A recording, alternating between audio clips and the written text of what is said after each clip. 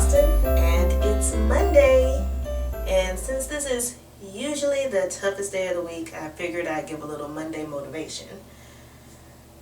Let's see, for myself, I've had a pretty busy weekend. I got some things done, so I'm feeling rather good and rather accomplished and proud of myself. I cleaned out our bedroom closet.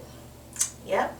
And that may not seem like a big deal to you, but that closet has been in chaos ever since we redid our carpet in our house. So we had to pull up everything, and to just get things out the way, we shoved it and just moved and stuffed stuff into the closet. And then by the time the new carpet's down, we just, I don't know, it was so cluttered we didn't want to fool with it. So now I'm proud to say that it is so clean that our little girls think that that's their new hangout spot. They be moving their dolls in there, their juice boxes in there, and all that. I gotta kick them out my room.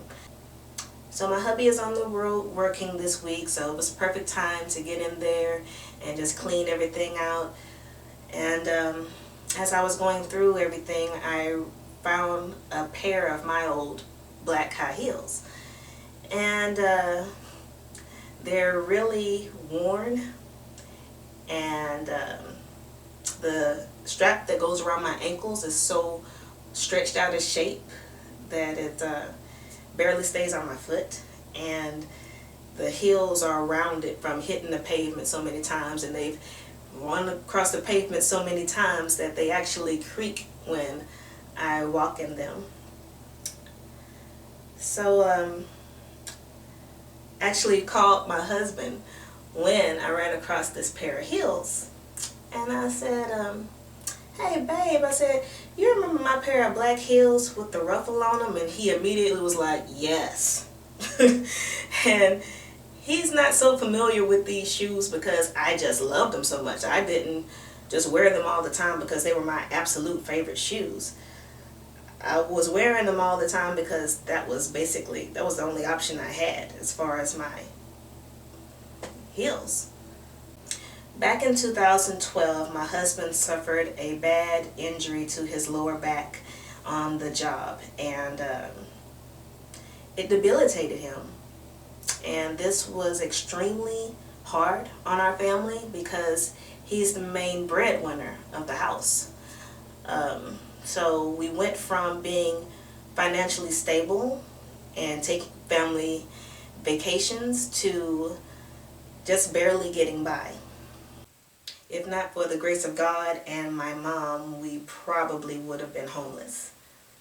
We're good people, and we trusted that when a wrong is done, that it'll be taken care of, we'll be treated fairly. All we have to do is tell the truth and move forward, and everything will be taken care of. And in going through the workers' comp system of the state, we found that that was not the case. The insurance carrier lied on every single turn. They did everything they possibly could not to cover my husband's work injury. So since the workers' compensation would not do right by my husband, we began the uphill battle of going through the process of trying to get them to give him the benefits that he was entitled to. You know, some might say, hey, well, why don't you just get health care insurance and take care of it on your own? But you have to keep in mind that this was 2012, and in 2012 the Health Care Act, the Affordable Health Care Act, was not fully enacted yet. So insurance carriers could still look at you and say, oh, well, we don't have to take you on because you have a pre-existing condition. And my husband's injured back was considered to be a pre-existing condition. So we had no choice but to fight through the workers' compensation system, trying to make them pay what they owe. We fought with the insurance carrier from 2012 to 2014, and still nothing. In 2014, we said, yes, we can sign up for insurance now. So we scraped together what money we could and got that first month payment for insurance for one. And we were only shut down when we went to try to use it because they said, oh, well, he still has an open workers' compensation case. So therefore, since that other insurance carrier is likely responsible for it, we're not going to cover that either. But, if he has a cold or something, we'll take care of that. So we continued to fight through the process. We fought through 2015. The process was finally done, and the state sided with the insurance carrier. We knew this was wrong, but at least now the process is done. We can qualify to get his back treated with regular insurance through the Affordable Health Care Act, or better known as Obamacare. We sold our truck and used that money to pay for the deductible for his surgery. And my husband had been sitting on this back injury for over 3 years. And the way that he describes it is that it was like sitting on rocks and glass every day, all the time. And as a wife, it's extremely hard to watch the person that you are one with go through something like that, and to be absolutely helpless to take that burden off of him. We continued to fight for his compensation benefits outside of the workers' comp system, and we took it to real court. And before we finished through that whole process, they finally said, okay, you know what, we're just going to pay what we owe now. After 4 long, hard years. When all of this started, my little girls were under age 2. So had I gone back to work full time, I would have spent the bulk of my check on daycare costs. And there was nobody to take care of my husband, who eventually became bedridden from the injuries, because the longer you sit on a back injury, the worse it gets. I worked a variety of part-time jobs and MLM businesses. I did lots of customer service and presentations, and whenever I did, I always put on these shoes. I've literally walked miles in these shoes. I was actually excited when my mother-in-law gave me some heels that she didn't want anymore, but as you can see, those got their fair share of wear and tear over that 4 years too.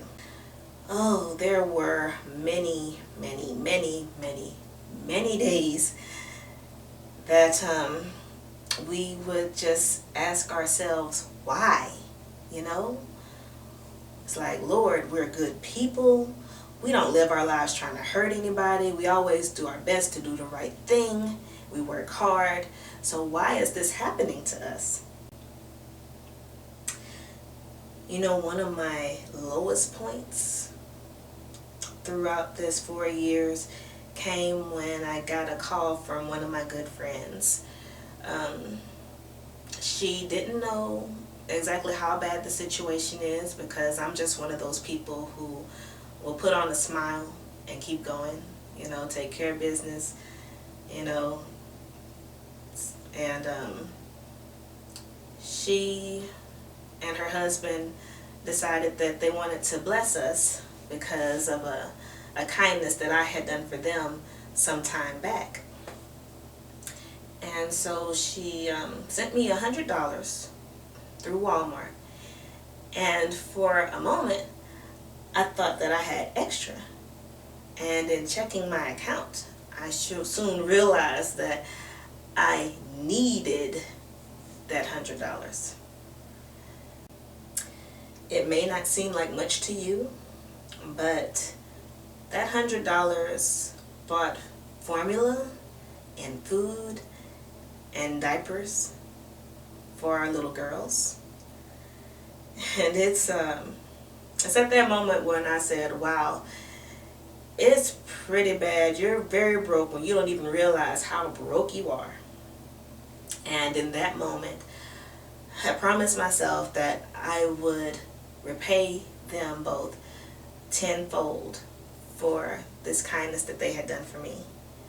And I went home and I talked to Juan about it, and he told them about their kind gesture towards us, which was really, I mean, it felt like it was $1,000 to me, just because I knew that they didn't have a lot to spare either. And my husband agreed that we would repay them tenfold. And in February of this year, we were able to do that. And it felt so good and so wonderful to do, because it came to them at a time when they really needed it. And it's just makes you sit back in awe at how amazing God is, that an act of kindness that you deposit, not expecting to get anything back, but that act of kindness will always come back to you. And it just comes back to you when you need it the most. This same friend asked me, how did we get through it?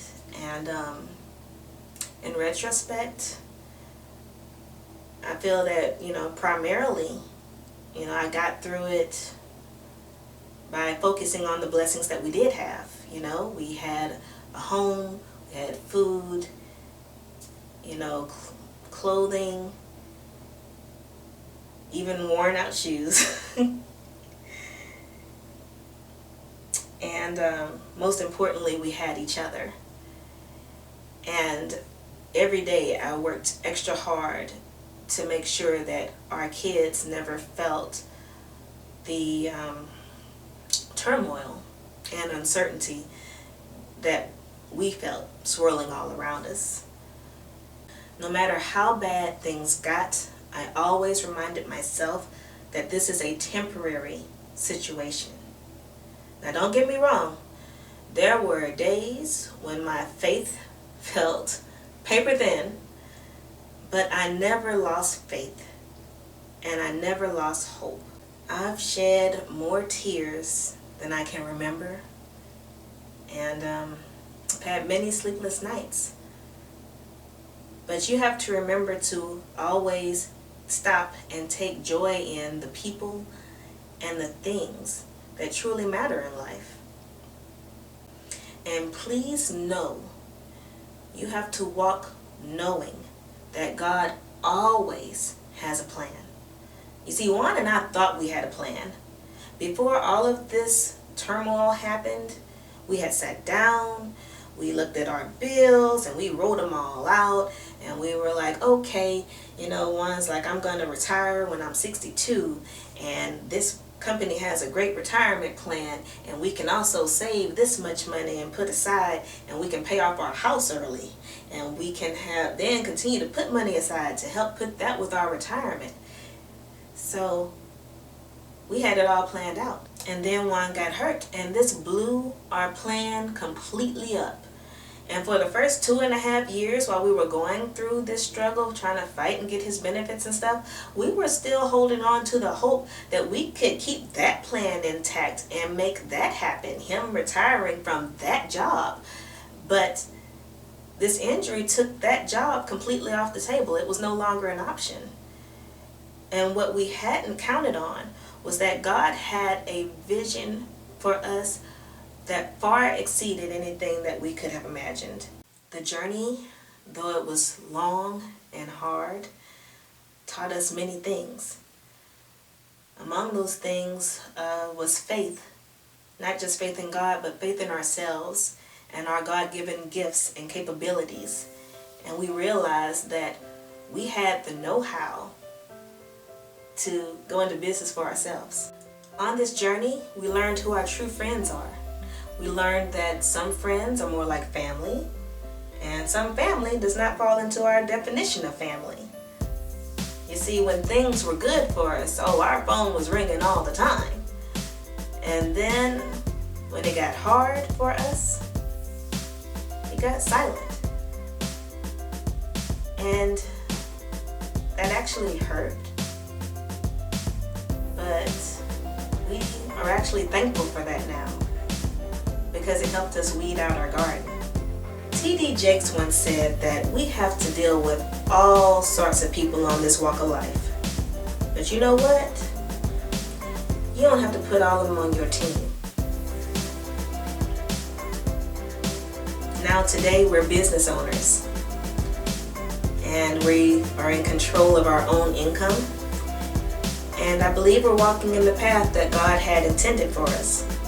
Now that doesn't mean that it's always going to be easy. But we know that it's definitely going to be worth it. As for these heels, I'm going to throw them away today. But I'm never going to forget the journey over these last 4 years.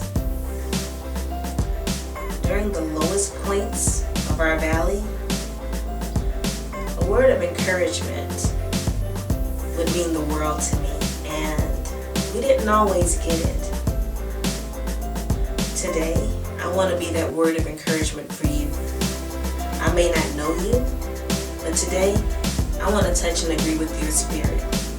God says that wherever 2 or more are gathered in His name, that He is in the midst. So you may be looking around and saying, I don't have anybody, but today you have me. And I'm going to pray with you. Lord, you know what the struggle is. And though the struggle is real, God, we know you are real. And you will navigate us through as we place our faith in you. Please give those praying with me peace of mind in knowing that this too shall pass. And though there is a storm raging in their life, there is an abundant shower of blessings that will come from whatever dark cloud is looming over them. And Lord, may we remember that the journey will not always be easy, but it's always worth it. May the Lord bless and keep you. And please know that there is nothing that's going to happen this week that both you and He can't handle. Be blessed, y'all.